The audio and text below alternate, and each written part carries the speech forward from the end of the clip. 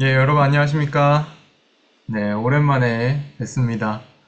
오늘은 이 성경을 시대별로 나누는 것 중에서 세 번째, 이 출애굽 광야 시대에 대해서 설명을 드릴 진종은입니다.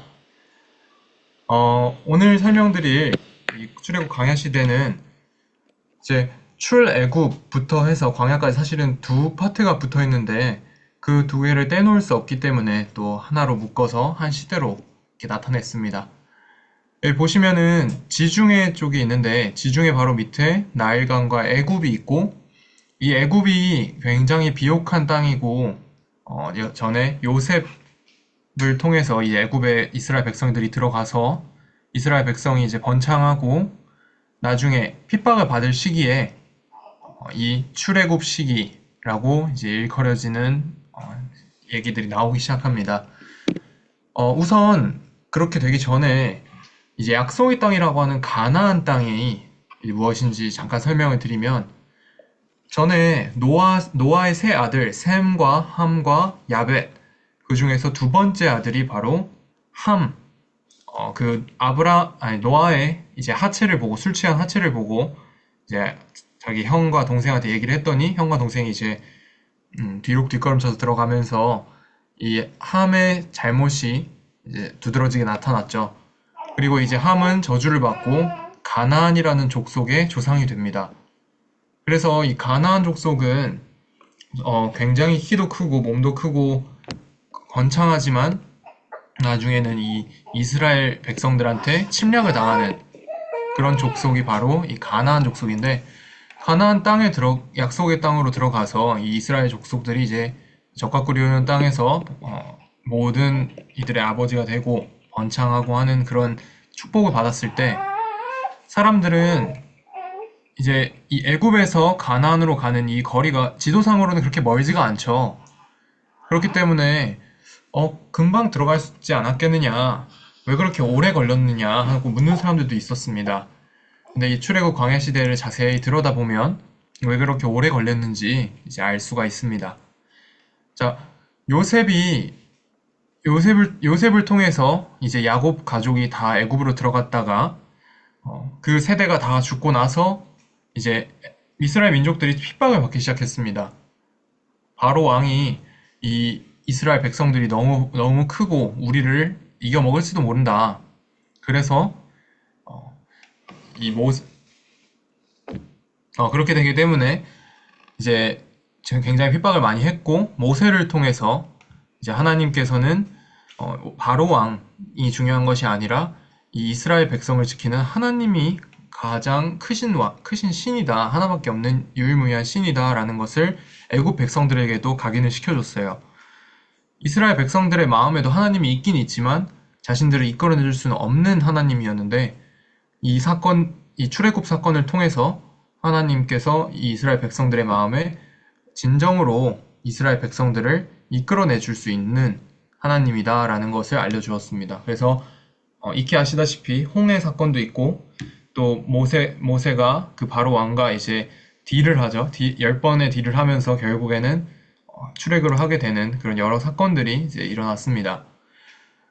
이제 출애굽을 한 뒤에 모세가 시내산으로 향하는데 요 밑에 보시면 시내산이 있죠. 그래서 전체적으로 처음에 창세기부터 이제 창, 출, 래, 민, 신까지 모세 오경을 보면 처음에 갈대아 우르에서부터 하란에 애굽으로 들어갔다가 다시 시내산으로 내려온 이 시내산에서의 이야기를 출애굽기에서 얘기를 합니다. 그래서 레위기를 통해서 시내산에서 모세가 율법을 받고 십계명 돌판을 쓰고 또 하늘의 성막을 보고 하늘에서 내려와서 이제 이스라엘 민족들에게 성막을 짓게 하는 것까지를 이제 보여주는데 그 이후에 시내산에서 모압 평지까지가 민수기에서 보여주는 얘기입니다. 모압 평지에 가서 무엇을 했느냐? 이제 가나안에 들어가기 직전에 이 일들을 하게 되죠. 출애굽 경로는 네, 아까 말씀드렸듯이 이 나일강이 흐르는 애굽에서 쭉 내려와서 시내산까지 갔다가 바란 광야로 들어가게 되는데요. 자, 이후에 시내산에서 올라갔을 때 백성들이 금송아지를 섬기고 또 그걸로 인해서 굉장히 많은 사람들이 죽고 레위인들이 돌아서고 성막을 봉헌을 하고 유월절이 생기고 인구 조사까지. 그래서 시내산에서 다시 출발을 하는데 11개월 5일이 걸렸다고 합니다.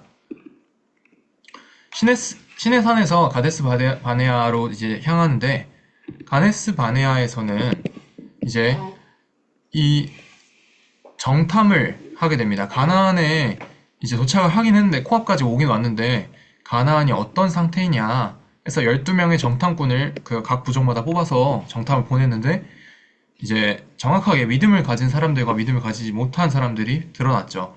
10명의 정탐꾼은 자신들이 직접 보고 온 거, 우리가 메뚜기와 같고 너무나도 부족하고 연약하고 이길 수 없다, 우리는 죽을 것이다, 그 얘기를 듣고 백성들은 이제 절망에 빠지는데, 반대로 2명의 정탐꾼 여호수아와 갈렙만이 믿음의 말을 합니다. 우리가 이 약속을 받고 왔기 때문에 하나님께서 이들을 물리치실 것이다, 우리를 통해서 이 가나안 땅에 들어가는 약속을 이룰 것이다 라고 얘기를 해주셨는데, 결국에 백성들이 10명의 정탐꾼의 얘기를 들은 것 때문에 이들은 가나안 땅에 들어가지를 못하게 됩니다. 그리고 이후에 가데스 바네아에서 바란 광야로 향하게 되죠. 그래서 바란 광야에서 40년 가까이 이제 뺑뺑이를 돌게 됩니다. 네. 지금 그냥 삐뚤삐뚤하게 뺑뺑이를 돌렸는데, 이 뺑뺑이를 돌면서 이 백성들이 다른 가나안에 들어가기 이전에 자신들이 믿어온 것, 자신들이 마음에서 중요하게 여기는 것들을 다 내려놓고, 성경에서 보면 1세대 이스라엘 백성들이 애굽에서 나와서 바란 광야에 이르기까지 그 사이에 있었던 1세대들은 가나안에 한 발도 못 들이게 됩니다. 여호수아와 갈렙만이 가나안 땅에 발을 들이고, 그 광야에서 태어난 2세대들만이 가나안 땅에 같이 들어가게 됩니다. 그래서 이 40년 동안 이전에 자신들이 믿어왔던 것, 자신들의 마음에 우상을 섬겨왔던, 하나님을 원망했던 것들을 다 죽음으로써 해결을 받고 나서야 가나안 땅에 깨끗하게 들어갈 수 있게 됩니다. 그래서 모압 평지에서 율법을 낭독하면서, 이것을 신명기에서 이제 기록해주죠. 율법을 낭독하면서 사람들의 마음에 우리가 하나님을 섬기는 것이 가장 큰 일이다 라는 것을 이제 설명을 해줍니다. 그래서 총 보면 출애굽하고 가데스 바네아까지 18개월, 사실 3년이면 3년 동안 애굽에서 가데스 바네아까지 도착을 했는데, 바란광야 바로 위에 가데스 바네아가 있죠. 여기서 여기까지 3년 걸렸는데 이곳에서 가나안에 들어가기까지는 37년이 더 걸린 겁니다. 그래서 하나님께서 절대 우연하게 이 이스라엘 백성들을 고생을 시킨 것이 아니라, 출애굽한 이후에 이 사람들의 몸은 애굽에서 나왔지만 마음이 애굽에서 벗어나지 못했기 때문에 그 벗어나지 못한 마음들을 다 내려놓게 하시려고 37년 6개월을 이제 뺑뺑이를 돌리게 한 뒤에 가나안 땅으로 들어가게끔 2세대를 인도해 주셨다라는 부분이 이 출애굽 광야 시대이죠. 그래서 가데스 바네아에서 모압 평지로 이제 들어가게 되는데, 이 모압 평지에 들어가서는 이 사람들이 이제 얘기합니다. 우리가 이전에 뚜렷하게 나오지 않지만 이전에 가데스 바네아에 있을 때 우리가 12명의 정탐꾼, 2명의 정탐꾼이 아니라 10명의 정탐꾼의 얘기를 듣고 이렇게 됐는데 하면서 자신이 믿어왔던 것들을 다 내려놓고 광야에서 그 모압 평지에 이를 수 있도록, 모압 평지에서 이제 가나안 땅에 들어갈 수 있도록 이 백성들을 이끌어 주었습니다. 그래서 쭉 밑에까지 내려갔다가 아르논 강으로, 아하스로 이제 이르는 것을 볼 수가 있습니다. 쭉 올라가서, 네, 원래는 이 40년이 걸릴 루트가 아니라 보시면 호르산에서 바로 위쪽으로 향하면 요단강이 있고 그 위에 가나안 땅으로 들어갈 수 있는 곳이었는데 지금 하나님께서 이렇게 꺾어 놓으신 걸 볼 수 있죠. 그래서 오늘 제가 말씀드리는 부분은 이 가나안에 들어가기 이전에 하나님께서 그 이스라엘 백성들의 마음에 있는 그 애굽에 대한 희망, 육에 대한 희망을 다 내려놓게 하시는 것. 광야 시대에서도 마음이 애굽에서 벗어나지 못했기 때문에 방황하고 어려워하는 이 시대의 신앙인들, 하나님 앞에 구원을 받고 들어와 있지만 그 마음에서는 분명하게 사단에게서 벗어나지 못한 채 광야 시대에 머무는 광야 신앙을 하는 사람들을 이 출애굽 광야 시대의 이야기를 통해서 마음에서 분명하게 사단의 것들을 모두 다 내려놓고 다 죽고 나서야 하나님의 세계로 들어갈 수 있도록 인도하신다는 것을 다시 한번 얘기를 드립니다. 네, 오늘 짧게 말씀드렸는데 들으시고 또 궁금하신 부분은 계속해서 여쭤봐 주시기 바랍니다.